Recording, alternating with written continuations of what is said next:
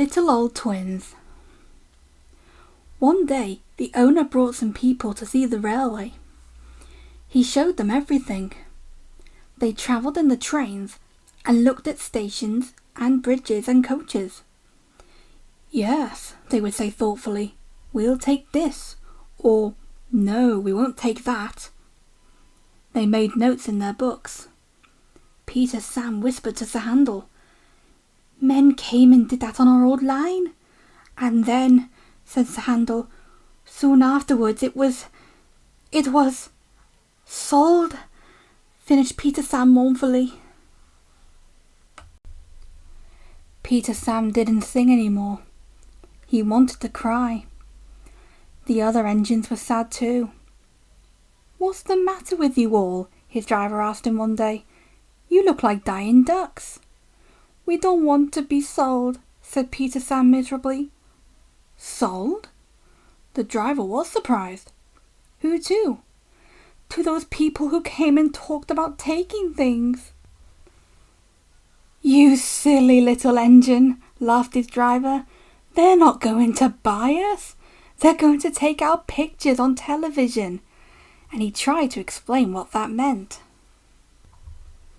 "Not going to be sold, not going to be sold," sang Peter Sam. He could hardly wait to tell the others. He told them about the television as well, and they were pleased and excited too. All except Sir Handel. "I don't hold with it," he grumbled. "Vulgar, I call it. Fancy traipsing about making an exhibition of yourselves. I won't do it, I tell you. Telly something indeed. Just let the thing controller come here. I'll tell him something." Skarloey said nothing. He just winked at Peter Sam, like this. But next day, when the thing controller did come to explain about the television, Sir Handel kept strangely quiet. "Now," said the thing controller at last, "I want every engine to take part." "I don't feel well," quavered Sir Handel. "You poor engine," said the thing controller gravely. "You can stay in the shed." Sir Handel smiled broadly. "And your driver and fireman shall take you to pieces. That will make a very interesting picture. Just what we need." Sir Handel's feelings were beyond words. "That's that," said the thing controller. "Now, Skarloey, will you take Agnes, Ruth, Lucy, Jemima and Beatrice?" "Yes, please, sir. I was hoping you would let me have them."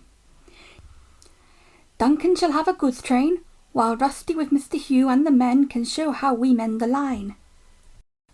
"Please, sir, what about me, sir?" asked Peter Sam anxiously. The thing controller smiled. "You, Peter Sam, shall pull the special television train." "Oh, sir," bubbled Peter Sam in ecstasy. The television men built towers for cameras beside the line.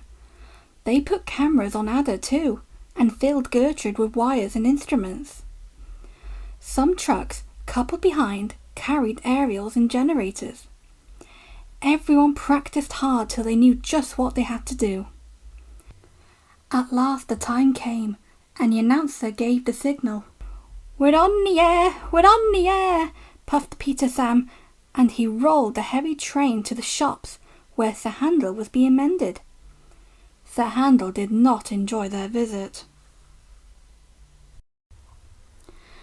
"We're on the air! We're on the air!" chanted Peter Sam. He trundled over the bridge near the middle station. "Beep, beep!" he whistled to Duncan. "We're coming!"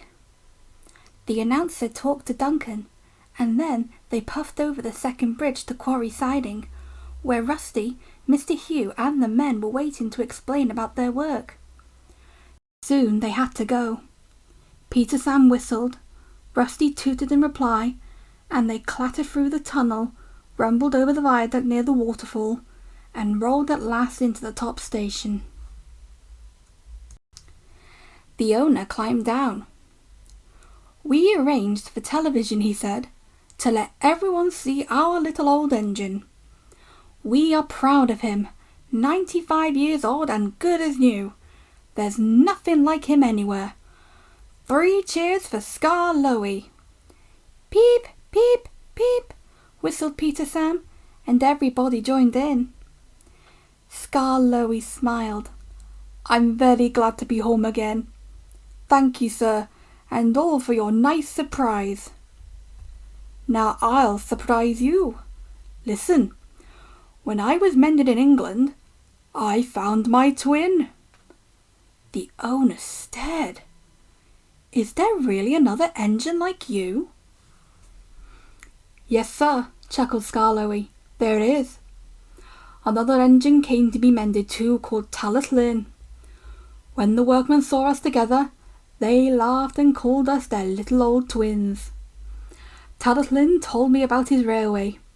It is a lovely one, at Tolwyn in Wales. Well, sir, they mended us both and sent us home. But I often think of Talis Lynn. He's 95 years old too, just like me.